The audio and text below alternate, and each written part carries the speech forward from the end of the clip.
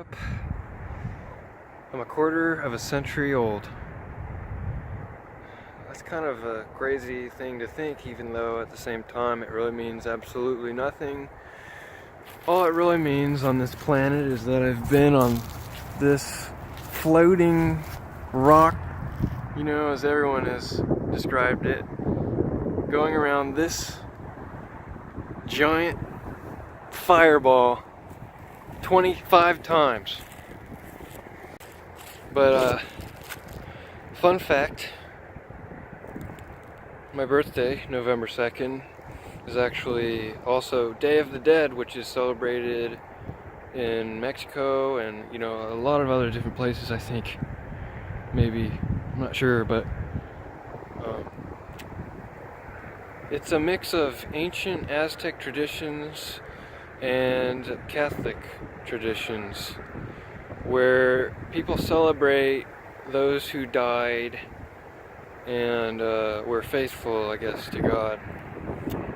Religious people, I guess. But they say that it's a time of year when the veil between the world of the living and the world of the dead becomes very thin. And I don't really know what that really means, but that's when I was born. That's when I came onto this planet for the first time. Or, out of my mom's womb. But I always think that's kind of a weird coincidence, is that I was born on Day of the Dead. And actually, I almost died too. My lungs were full of amniotic fluid or something like that. I turned blue after I was unattended for a few minutes. And I didn't cry when I came out too. So I like to say that I probably inhaled that shit on purpose. But didn't work. Now I'm here.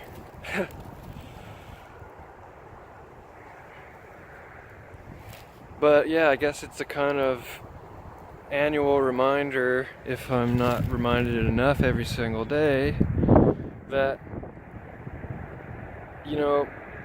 I was born, but death is right around the corner. And this time of year is when everything's, withering away and decomposing, falling into the ground. Eventually this body is gonna do that. I mean, who knows? On my way home right now I could get hit on my bike, hit by a car, and never wake up again. But speaking about death and being born on Day of the Dead and this time of year, the cycle of life and death or whatever.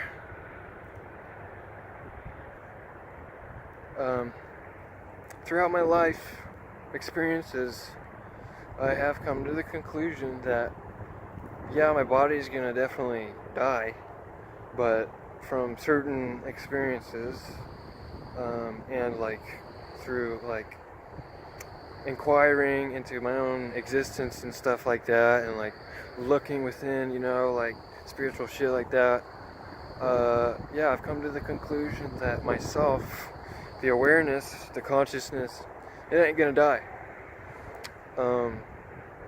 What I am is, it can't die, and I can't really describe that, but sometimes I wish I could share that living experience, because it's here, the consciousness. Everybody's conscious, everybody's aware, but not everybody has acknowledged that they are the consciousness inside the body and not the body. So if there's any lesson or any kind of weird message from the coincidence of me being born on Day of the Dead, I think it's that I wasn't born and I'm not gonna die. And there's also a dude named Sargadatta Maharaj, who's an Indian dude. He says sort of the same thing. He says, I don't remember being born, so I probably won't experience death. So that's a really interesting perspective on this dream life thing, whatever the hell we're in together.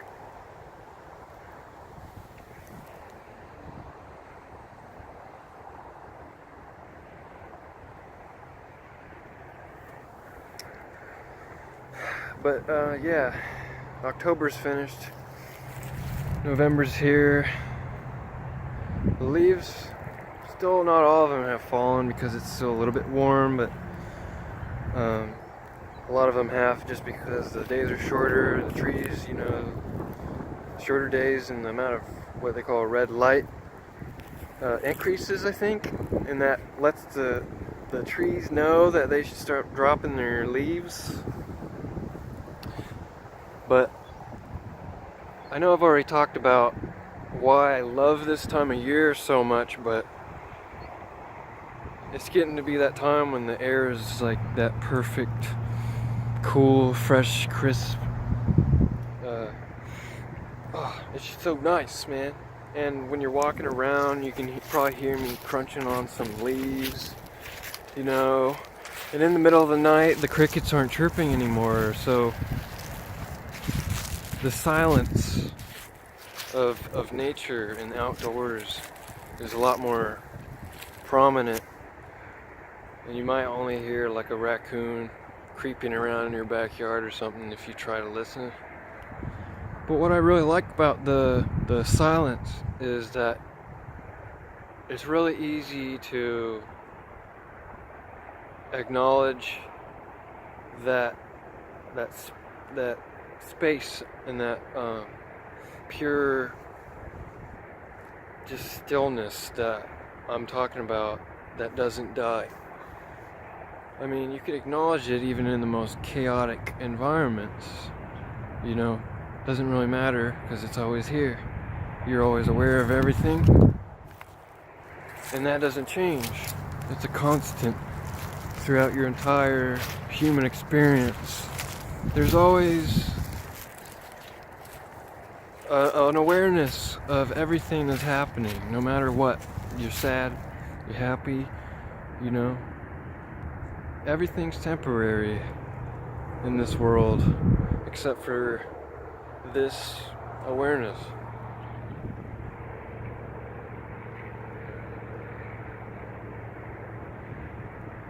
And so there's something just so peaceful about this time of year.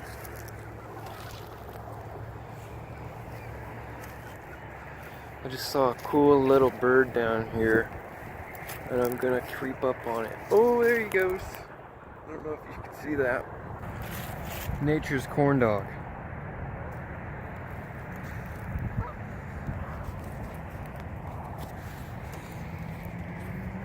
Let's break it up and see what it's like. Ooh, that's crazy. Whoa.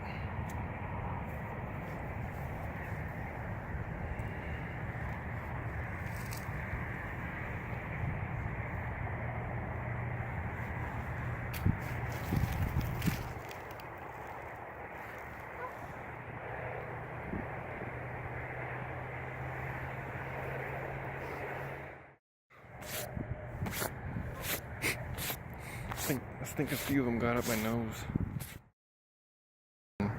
Cold out here, like as the sun goes down, so I better get home before you know what time I'm talking about.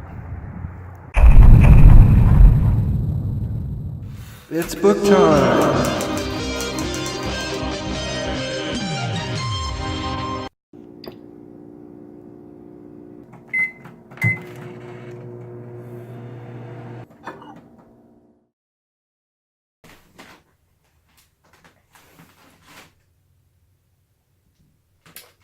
Enough of that weird shit, and let's talk about some books. And yes, I am drinking coffee at 10 o'clock at night, just for you. So anyway, as you can see, I have a shit ton of books right here. But I'm not going to show you each of them individually because, that would probably take way too much time, and you're probably not very interested in that anyways. But most importantly, I haven't even read all of them, So, let's get started. First things first is this. It's this little book called The Magic Box, and I probably wouldn't have noticed it if it hadn't fallen on the floor when I was searching through books earlier at the bookshelf. But I found this in Chicago the first time I went there to visit my friend Connor with my friend Charlie. Hey Charlie. And Kale, and you know, we were walking back to the dorm and shit, and I found this in a free book box. But dude, check this out. I'm gonna have to get behind here so I can see how good I'm filming this, but it's actually one of the coolest flip books ever. But check it out. Oh god. One more time. It's a witch chasing little kids into a box that transforms into a freaking dinosaur and scares the witch away. So that's pretty cool. Next, these ones are by R.L. Stine, and I didn't read these ones, but my sister did, but I have them, and I just wanted to share some of the awesome covers with you because they're all really creepy, especially this one actually. It's so cool, and the hand sticks out. Don't know what it's about. Something about a pool. I don't know, it's just like a bunch of creepy stories that seem to involve a bunch of really scared girls in every single one of them. R.L. Stine seems to be kind of a weirdo. Anyway, speaking of R.L. Stine, I've got all these Goosebumps. Now I'm not going to show you each individual one, I'm just going to do this little showcase with all of them spread out like this. But let me pick out a few of my favorite ones that I actually read.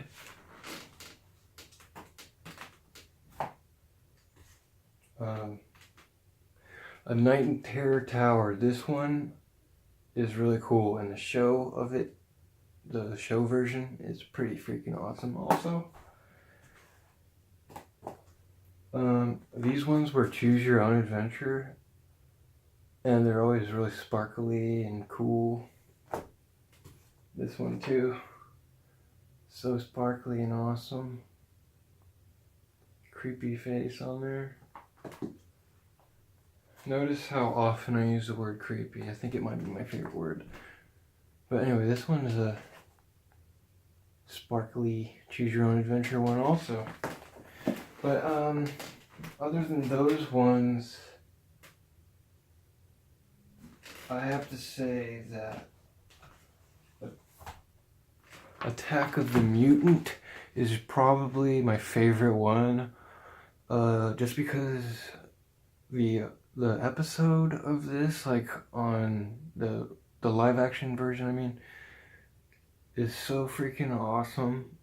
And like, just look at this dude. Just look at him. Attack of the Mutant, man.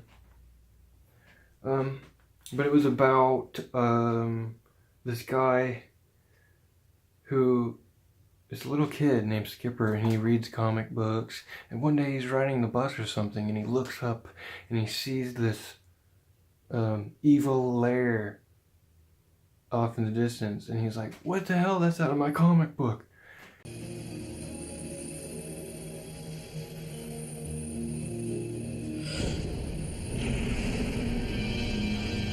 Mutant's headquarters. It can't be. But it turns out it's actually real, but it's one of my favorite. Anyway, I would just have to say that this one is another one that's really cool, and it's like one of the more iconic ones because it has the green Goosebump slime, which is called Monster Blood.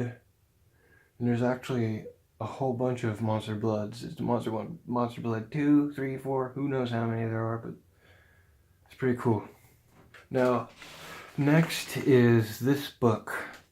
And when I was a kid, and maybe middle school, I read it, and it was actually really scary. Mostly because, well, I don't know if you can see, but I'm going to try to adjust it around a bit so you can see. You can see the matte texture that shows like hands and stuff reaching out toward her in the shadows, but you can't without light. It's pretty cool. Anyway, the illustrations in these actually are just horrifying. I mean, for a kid, that's not something a kid wants to read at night, but I did. And then this one is like a bunch of kids trapped in a tiny room behind a mirror. But the book is way creepier. In case you saw the movie, this movie the book doesn't even have this character in it, but way less creepy. More cute, actually. Anyway, because it's more like fall weather, I should have showed these ones earlier, but it's kind of scary more. But these are the Spiderwick Chronicle books. I only have 2 of them, but I read all of them, and they're actually really cool. I think the illustrator of this is Tony Dieterlese. I don't know how to say his name, but really cool. This one's even got some leaves on it. It's called the Ironwood Tree. It's pretty good. Now, this one I didn't read, but I just thought the cover was really mysterious, really cool. I just love this kind of, these kind of covers where it's like, where's she going? Where's she looking at? And these are the kind of things that really inspire my comic. Like, it's going to be sort of like that. I can't go without talking about this one just because it has like witches and cats. And werewolves and an owl and a vampire and stuff like that. But Simon Hanselman, yeah, a stoner cat. I already showed this actually earlier in an earlier vlog, but and technically this doesn't count as a book because in the next vlog I think I'm probably going to show off my comics, which should be really cool. Now, I can't believe I didn't show this in the last one, but that was because it was hiding somewhere else on a different bookshelf. And that's Where the Wild Things Are, which did have a movie come out. But, I mean, look at those illustrations. It's all like autumn colors. The saturation of the colors is like really low. You know, like sort of, I don't know, it's just really beautiful. I love the way everything looks, is just perfect for this time of year, I suppose. It's pretty nice.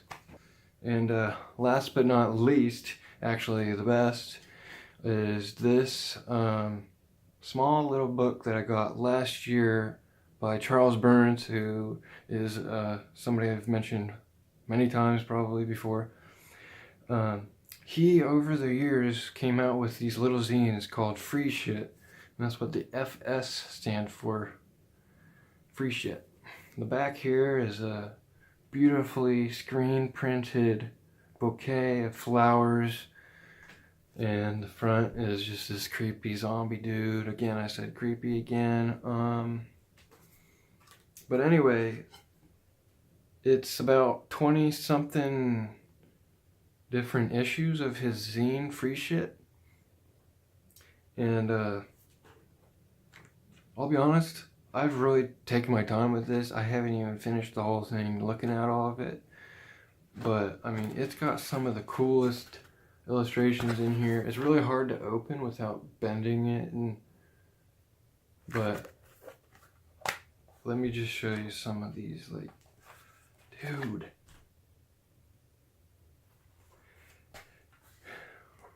and the cool part about this is that there's only, I think, 1,000 copies. You can see here, it says it right there, 1,000 copies, and it was printed at somewhere in France. I think there's a bookmark in here that actually says it.